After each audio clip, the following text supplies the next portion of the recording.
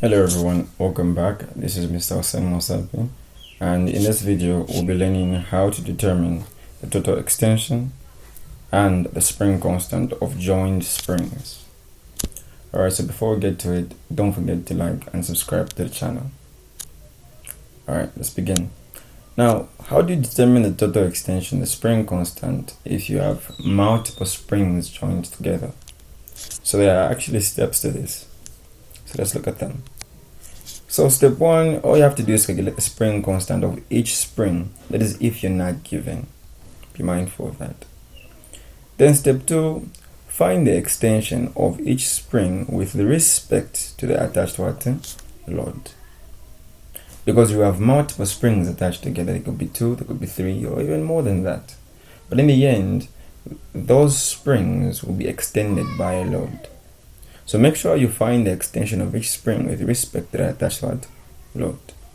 Step 3, add the extensions together to find the total extension.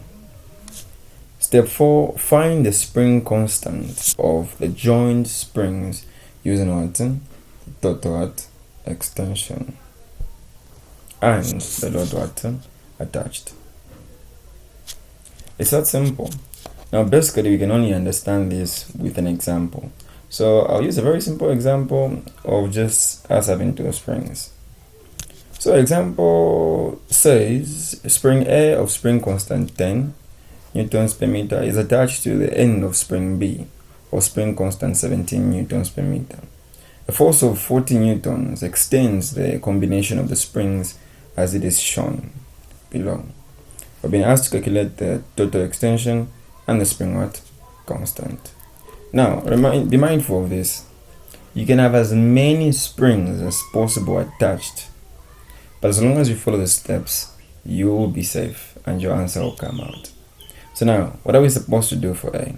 To calculate the total extension, all we have to do is to determine the extension of each spring. So I'll start with the extension of spring B. So I'll say x B. So now, remember from the formula, force is equal to kx. I'm interested in the extension.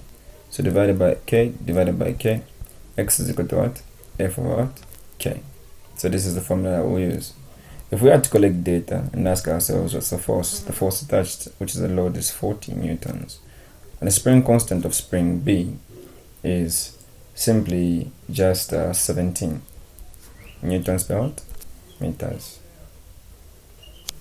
So we will then say extension of B is equal to the force, which is 40, divided by 17. And extension of spring B is now equivalent to 2.352941 You can round this off and have extension of B being equivalent to 2.35 meters. Then for us to solve for extension A, we just say XA. We do the same. Remember, force is equal to kx. If we make the subject, we end up having this equation. So x is equal to f of k. If we collect data and ask ourselves what's the force, we know the force is 40 newtons. But what's the spring constant of spring A? That is 10 newtons per meters. If we substitute this, we'll have 40 divided by 10. So therefore, extension A will have 4 meters. Now, since we want to calculate for A, remember, total extension would be extension A plus extension B. So total extension is equal to extension A, which is 2.35, plus extension A is 4, plus extension B, which is 2.35. Therefore, total extension is now just 6.35 meters. And that's how we go about solving for our total extension. Now we know our total extension. All we need to do in order for us to find the spring constant is simple. We know that the formula is F being equal to kx. We want the spring constant, so we divide by x, So we have k being equal to the force of the extension. Now, since we want the spring constant of the system, which means the combination of the springs, then the spring constant will be as a result of the force by the total what? Extension. So the force that you have is 40 newtons divided by the total extension, which has been found to be 6.35. So the spring constant will be 6.299212598, and therefore the spring constant K is just simply 6.30 newtons per meters. Alright, so it's very simple, not even a bit simple. It is simple to go about doing this. Remember the steps. Calculate the spring constant of each spring of, if if you're not given. Then the second step is to find the extension of each spring with respect to the attached load.